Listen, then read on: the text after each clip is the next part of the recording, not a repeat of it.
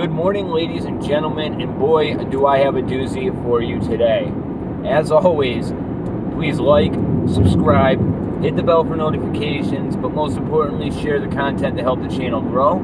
I ask that you guys check out the description below. It has a couple options for donations via PayPal as well as Cash App, and I also have a link to my backup channel over on BitChute. I'm going to start uploading more frequently there now that they have an app that works for the phone. Alright, like I said, we have a doozy for us today, guys, and I know I said I wasn't going to talk about politics unless it really grinded my gears or it was extremely important, and we're there. I'm sure everybody watching this channel is aware that Rudy Giuliani was given a laptop that belonged to Hunter Biden from somebody that owns a computer repair business. Now, according to the narrative that's being told by Giuliani and the Trump campaign, this laptop was brought in to this repairman, okay, with water damage. He ended up having to back up the hard drive onto a new computer because everything was destroyed. He managed to recover the contents of the computer. He then contacted Hunter Biden, right, or one of his associates, and made them aware that the computer was available to be picked up. It never got picked up. After months and months and months, he got curious because of everything that was going on in the mainstream media pertaining to Burisma, Hunter Biden, and Joe Biden. So, he decides to look on the computer. After looking at the computer, he comes to the quick conclusion that there is criminal evidence on this device. So he makes himself a backup copy and then gives a copy to the FBI. After the FBI sits on this for months and months without doing anything, this guy's guilt starts eating at him because he knows there's evidence that'll fry Joe Biden and Hunter Biden. So what does he do? He calls Rudy Giuliani's lawyer and he tells him, I have your October surprise. What's interesting is, this was all the way back last December. The FBI sat on it that long, never told the Trump campaign about it, and meanwhile, they're trying to impeach him over a phone call pertaining to the same exact subject that this laptop proves Joe Biden and Hunter Biden are guilty of. Alright, so let's break this down because there's even more involved in this. It turns out that there was documents pertaining to the subpoena for this laptop from the FBI. And there's some very good sleuths out there on the internet, and we owe you a bunch of gratitude because you guys cracked this thing wide open. It turns out that there's a signature, right, that is bleeding through the backside of a piece of paper. Now, it's legible. All the other personal details on that document were redacted. Whoever redacted it missed the fact that this signature was visible through the piece of paper. Now, these sleuths decided to figure out what that document was. It turns out that that signature was on a document that more or less transfers the ownership to a certain agent.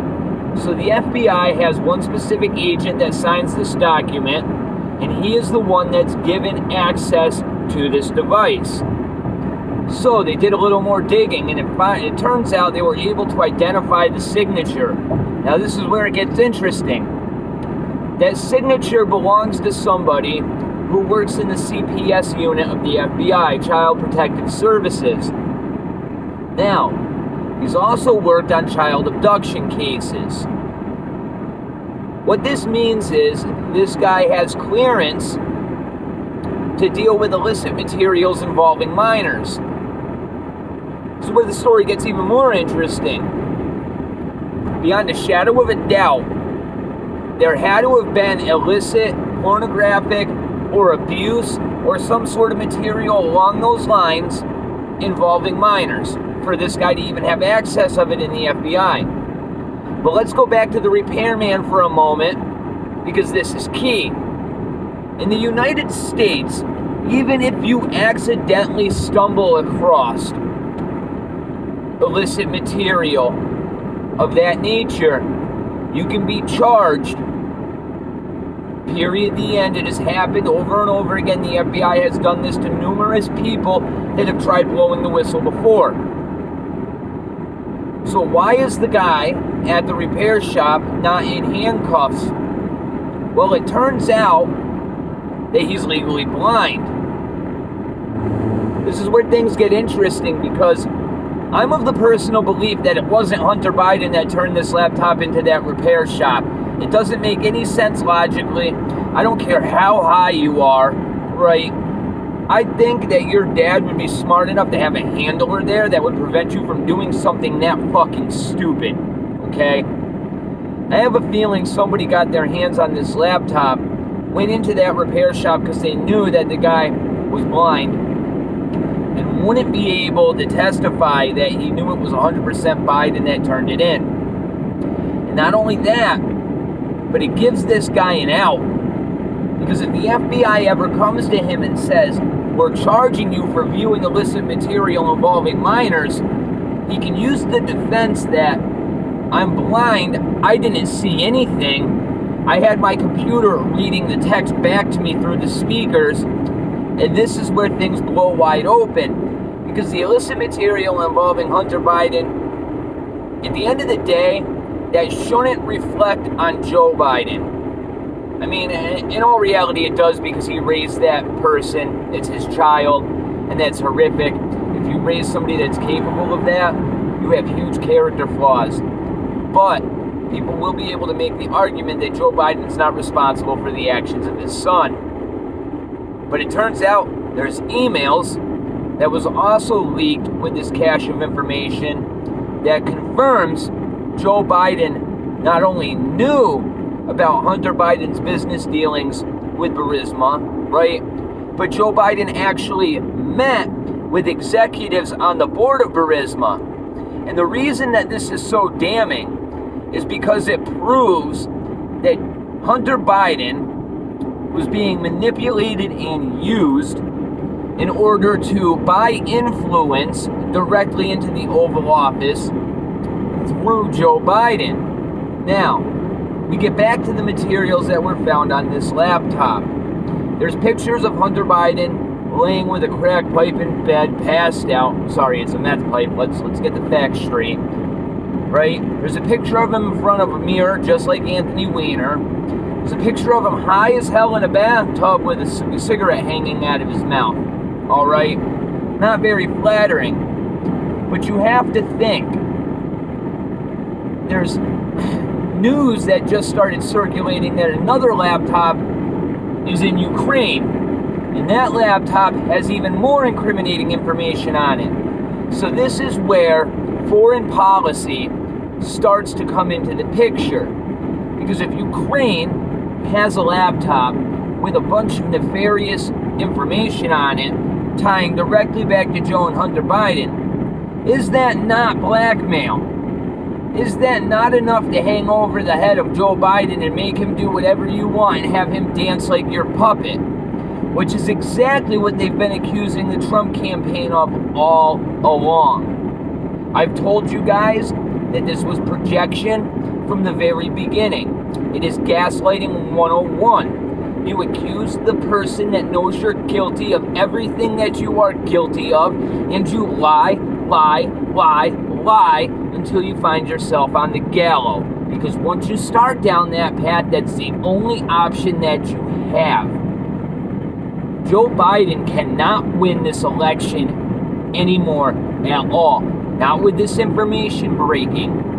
And you know what's very telling? Is they're not even going to be able to use the defense that this material doesn't belong to Hunter Biden. Do you know why? Because as soon as the story broke, Hunter's lawyer called the computer repair shop and asked for his property back. They admitted ownership of the device. Now you have to ask yourself, is the reason that the FBI hasn't said anything about this is because they're working on a prosecution and a case against Hunter Biden as we speak.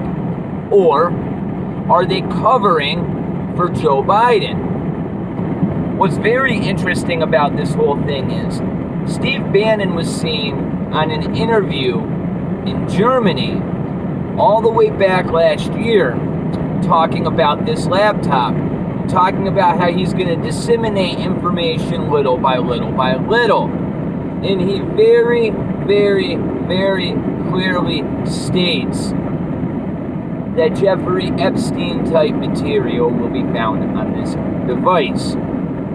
Now, my question is, does all of this tie back to one giant network?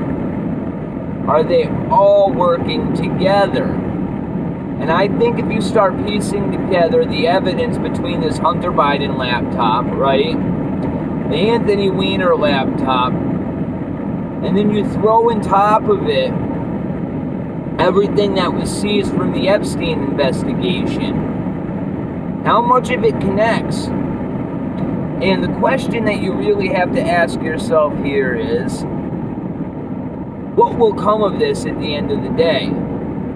Because what we're looking at here is treason, plain, clear-cut, and simple.